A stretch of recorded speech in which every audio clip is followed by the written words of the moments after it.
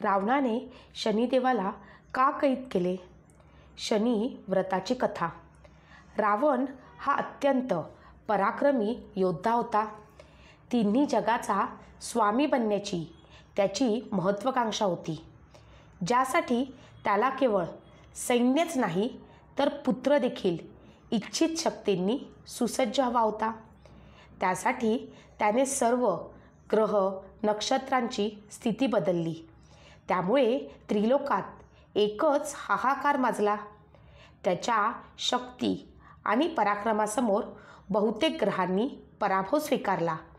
पुत्र मेघनादच्या जन्मावेळी रावणानं सर्व ग्रहांना पुत्राच्या 11व्या घरात वास करण्याची सूचना केली होती, परंतु शनीने तसे करण्यास नकार दिला आणि तो 12व्या घरात स्थिर राहिला. शनिदेवाच्या या वागण्यामुळे रावणाने त्यांना बंदी करून तुरुंगात टाकले. यामुळे इंद्र स्वतः घाबरले. त्यांनी त्रिदेवांना संरक्षणाची विनंती केली. सर्व 9 ग्रहांमध्ये शनिदेवाची चाल सर्वात मंद होती. शनी त्याच्या संत हालचालीमुळे 2.5 वर्ष म्हणजेच 30 महिने एका राशीत राहतो. पौराणिक कथेनुसार शनिदेवाच्या संत गतीचे कारण दशानन रावण आहे. असे म्हणतात की रावणानं रागाच्या भरात शनिदेवाचा पाय मोडला होता आणि तेव्हापासून शनीची गती मंदावली. रावण अतिशय अहंकारी आणि विद्वान होता. त्याच्या सामर्थ्याच्या जोरावर कुणाचाही पराभव करण्याची ताकद त्याच्यात असायची. रावणालाही शास्त्रांची चांगली जाण होती. रावणाला आपला मुलगा आपल्यासारखाच बलवान आणि सर्वशक्तिमान हवा होता. जेव्हा रावणाचा मुलगा मंदोदरीच्या पोटात वाढला, तेव्हा तिनं आपल्या भावी मुलाला अशा नक्षत्रांमध्ये जन्म द्यावा की तो पराक्रमी आणि दीर्घायुषी होईल, अशी योजना आखली. रावणापासून जन्मलेला हा मुलगा मेघनादच होता. यानंतर रावणाने सर्व ग्रह आपल्या ताब्यात घेतले आणि सर्व ग्रहांना शुभ आणि उत्तम स्थितीत राहण्याचा आदेश दिला. रावणाच्या शक्ती आणि अहंकाराने घाबरून सर्व ग्रहांनी त्याचे पालन केले. पण रावणाच्या उद्दामपणासमोर शनिदेव कुठे सहज नतमस्तक होणार होते. रावणाला माहीत होते की शनिदेव न्यायदेवता आहेत आणि त्यांना पटल्याशिवाय आपल्या मुलाला दीर्घायुष्याचे वरदान मिळू शकणार नाही. तेव्हा रावणानं आपल्या शक्तीचा वापर करून शनीला वश केले होते. कारण शनी न्यायाची देवता आहे. त्यामुळे रावणाने काही काळ त्याला नियंत्रित केले. पण मेघनादच्या जन्माची वेळ येताच शनी मागे गेला. शनीच्या उलट हालचालीमुळे मेघनाद अल्पायुषी झाला. हा शनीचा कोप होता, ज्यामुळे मेघनाद लहान वयातच युद्धात मारला गेला.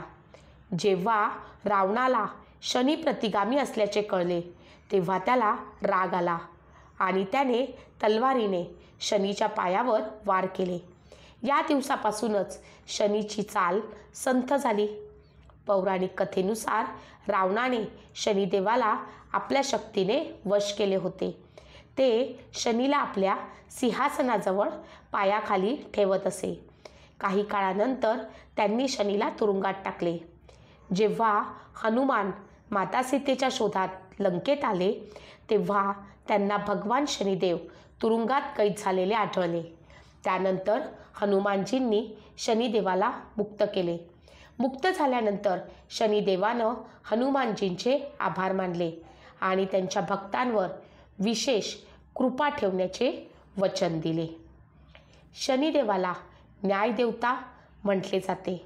शनिदेवाची कृपा असलेल्या व्यक्तीला जीवनात सुख आणि समृद्धी मिळते, तर शनिदेवाचा प्रकोप झाल्यास व्यक्तीला अनेक संकटांना सामोरे जावे लागते. शनिदेवाचा प्रकोप टाळण्यासाठी शनिवारी व्रत आणि शनिदेवाची पूजा करावी. पूजेनंतर व्रतकथा वाचावी. महाराष्ट्रातील अहमदनगर जिल्ह्यातील शनी शिंगणापूर गाव पौराणिकदृष्ट्या खूप महत्त्वाचे आहे. आता आपण ऐकणार आहोत शनिवार व्रतकथा. जी कथा ऐकल्यामुळे तुमची खूप सारी संकटे दूर होतात. एकेकाळी ब्रह्मांडातील सर्व 9 ग्रहांमध्ये वाद झाला आणि त्या सर्वांना त्यांच्यामध्ये श्रेष्ठ कोण हे जाणून घ्यायचे होते. त्यासाठी ते देवराज इंद्राकडे गेले. इंद्राने त्यांना राजा विक्रमादित्याकडे जाण्यास सांगितले. त्यानंतर सर्व नवग्रह आपल्या समस्या घेऊन राजा विक्रमादित्याकडे गेले. राजा विक्रमादित्याला माहीत होते की या 9 ग्रहांपैकी कोणत्याही एका ग्रहाला त्यांनी लहान म्हटल्यास त्याला राग येईल. पण त्यांना हा प्रश्न सोडवत मार्ग काढायचा होता. त्यानुसार त्यांनी नवधातूपासून 9 सिंहासने बनवली आणि प्रत्येक सिंहासनासमोर एक ग्रहाला उभे केले. दरम्यान राजा विक्रमादित्यानं शनिदेवाला शेवटचे स्थान दिले. त्यामुळे शनिदेव क्रोधित झाले आणि त्यांना चेतावणी देऊन निघून गेले. हळूहळू राजा विक्रमादित्याच्या कुंडलीत 7.5चा कोप वाढू लागला. एके दिवशी शनिदेव घोड्याचा व्यापारी म्हणून राजाकडे गेले आणि राजा विक्रमादित्याला अनेक घोड्यांमध्ये एक घोडा आवडला. त्या घोड्यावर बसताच घोडा राजा विक्रमादित्य यांना जंगलात घेऊन गेला. विक्रमादित्य जंगलात वाट चुकत एका नवीन देशात पोचले. त्या ठिकाणी राजाला एक व्यापारी भेटला. राजाची भेट होताच त्या व्यापाराचा माल विकला गेला. त्यामुळे व्यापारी खूप खुश झाला. त्यानं राजाला जेवायला नेले. व्यापाऱ्याच्या घरात एक खुंटी होती ज्यावर हार लटकवलेला होता. राजानं पाहिले की खुंटी हार गिळत आहे. जेव्हा व्यापाऱ्याला तो हार मिळाला नाही तेव्हा त्यानं राजा विक्रमादित्याला त्याच्या राजाकडे घेऊन जात कैद केले. त्या व्यापाऱ्याच्या राजानं राजा विक्रमादित्याला दोषी मानत त्याचे हात कापले. त्यानंतर एका तेलीने राजा विक्रमादित्य यांना त्यांच्या घरी नेले आणि काम दिले. हळूहळू 7.5 वर्ष पूर्ण झाली आणि शनीची महादशाही संपली. 7.5 वर्ष पूर्ण झाल्यानंतर राजा विक्रमादित्यानं एक राग गायला आणि त्यानंतर प्रभावित होऊन त्या राजाच्या राजकन्येनं विक्रमादित्य यांच्यासोबत लग्न करण्याचं व्रत घेतलं. राजकन्येला खूप समजावले पण तिने कोणाचेच न ऐकता राजा विक्रमादित्याशी लग्न केले. एके दिवशी राजा विक्रमादित्य रात्री झोपला असताना शनिदेव त्याच्या स्वप्नात प्रकट झाले. शनिदेव म्हणाले, तुम्ही मला सर्वात लहान मानले होते. आता माझा ताप आणि क्रोध पहा. यानंतर राजा विक्रमादित्य यांना आपली चूक लक्षात आली आणि त्यांनी शनिदेवाची माफी मागितली आणि शनिदेवानं क्षमा देखील केली. सकाळपर्यंत सर्वांना राजा आणि शनिदेवाची माहिती झाली. त्यामुळे व्यापारी त्यांची माफी मागू लागला. व्यापाऱ्यानं राजाला त्याच्या घरी परत येण्याचे आमंत्रण दिले. राजाने भोजन सुरू करताच गहाळ झालेला हार बाहेर आला.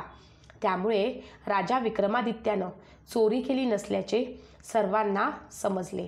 व्यापाऱ्यानं आपल्या मुलीचे लग्न राजा विक्रमादित्याशी केले. त्यानंतर राजा विक्रमादित्य आपल्या 2 राण्यांसह उज्जैनला परतले.